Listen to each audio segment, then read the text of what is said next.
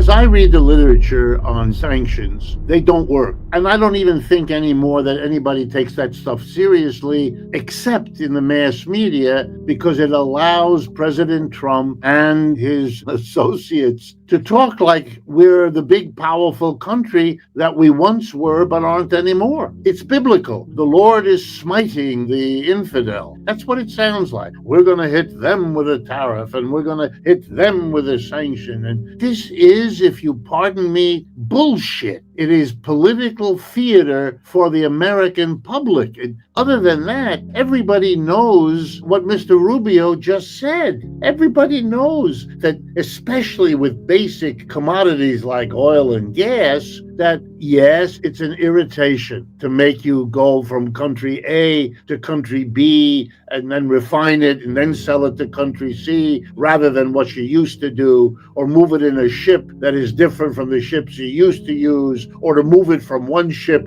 to another in a harbor or outside a harbor. I mean, it's all very well documented how you get around it. This is not something that works.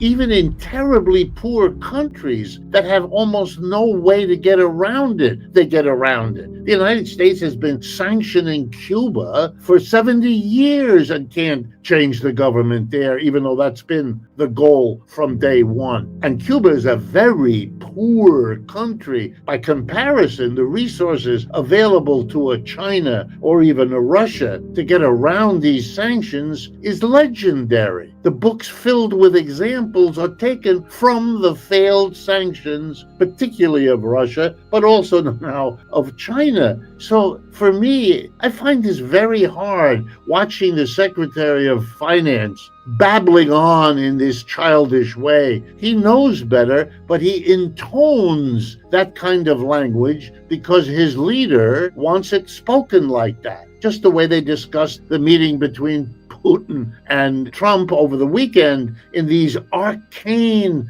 media-infested language that doesn't allow them to see what actually happened because they have to rehearse their scripts, which they've been telling us for weeks and months anyway.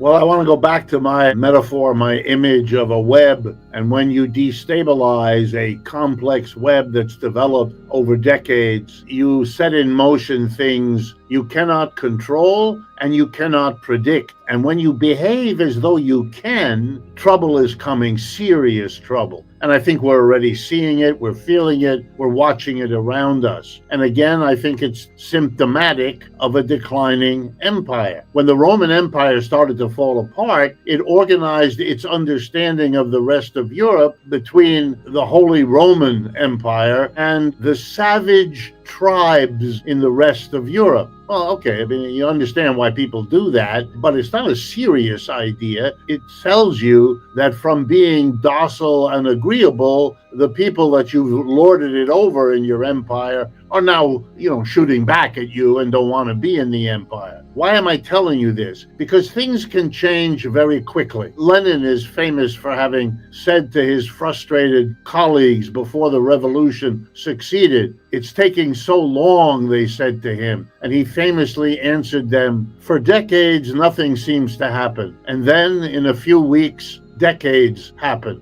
I think there's lots of wisdom there, and I'm going to give you one example. Over the last several days in France, there has been a massive outpouring of demands in the population that the government of Mr. Macron and his Prime Minister Bayrou quit. And it's the result of an accumulation of bitternesses. The money spent on Ukraine that is being taken away from the generous social welfare system that the French created after World War II, even earlier after the Great Depression. It's very important to understand. There's a poll in Germany a week ago that indicates that the governing political party, the Christian Democrats, for the first time come in second to the Alternative für Deutschland, which is a right-wing but anti-Ukraine war protest against the government. Mr. Trump is in a way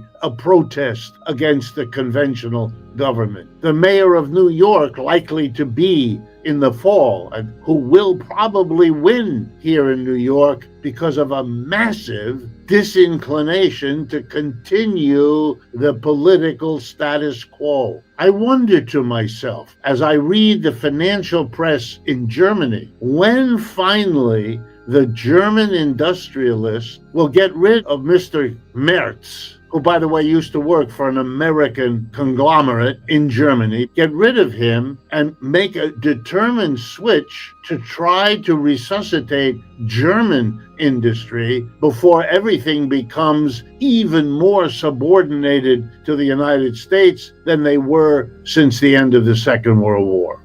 Well, I'm struck by that story in the New York Times. I'll tell you why. I think the same story can be told, is now being told, that the decision to move NATO eastward far enough so that the Russians would be provoked into making that invasion of Ukraine was a mistake because it was premised on an inadequate understanding of the BRICS. The statements made early after the invasion from the President of the United States, Mr. Biden at the time, on down, that the ruble would collapse, that Russia would collapse, that Russia would be divided into a dozen different regional small countries that would presumably become subordinate to the West, blah, blah, blah. The idea that Russia could turn to its BRICS allies, namely India and China, and sell to them the oil and gas that the Europeans were cutting off, apparently didn't occur to them. Now, that's taking denial of the changing world economy,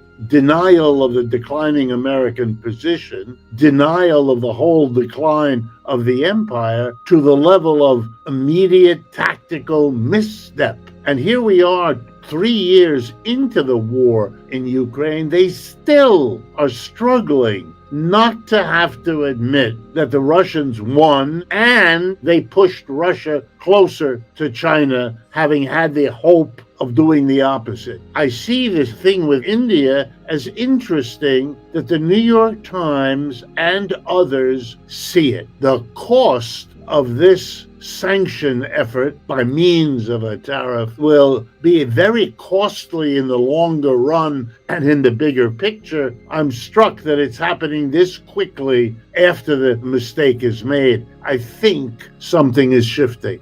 Yeah, the entire world is, because the tariffs was an attack on the entire world. Very few countries escaped. Mostly one looked at which country got hit a lot, so one look at Vietnam and shakes one's head, given the history, even more so. But again, I return to what is going on inside the United States as we go through all of this. And so let me close by an observation. What Mr. Trump has done has two qualities that I believe will undercut whatever the objectives exactly were from the sanctions and the tariffs and all the rest of the political theater. The first one is that around the world, people will identify the United States as an unstable, uncertain economic partner. If you're an exporter, you do not want to depend on an economy that is described by the adjectives I just used. If you import from the United States, same logic. And if you invest in the United States, again, the same logic. You're not going to do it. Even if there were a temporary profit, the uncertainty, the up and down quality, delay this, raise that, lower that, means you cannot make a rational decision, and gambling on the United States is not what people are used to doing. They are used to having the most stable place imaginable to put your wealth. Even if your project doesn't work, it's a safe place to store your wealth. It'll probably go up in value. All of that has been disturbed. And now the second part of the same story. In every country, whether it's the BRICS or not the BRICS, whether it's a socialist regime or not a socialist regime, the political leaders and the economic leaders in every country will now be offered a wonderful opportunity to take advantage of the fact that the United States has become understood to be a dangerous nation. Every politician will blame whatever the problems are that that politician either cannot or will not solve on the United States, and there'll be a grain of truth to it. Every corporation looking for an interesting new advertising theme will try to cash in on hostility to the United States to boost sales of its own competing product, to get local politicians to do something good for them that might be costly to the United States, to cash in on the hostility, on the anger. I recently spent a few weeks in Montreal, Canada. I spoke to as many people as I could, and all I heard were people who are not going to be visiting the United States as tourists, even though they've done that once or twice a year for decades. They are not buying American goods. They are looking for alternative markets. If they sold into the United States, I was regaled with this all the time. And my suspicion is that's going on everywhere. And my guess is that the costs of what I've just said to the American economy will far outweigh whatever benefits trickle in from those few who react to the tariffs or the sanctions in the way that the Americans would like them to.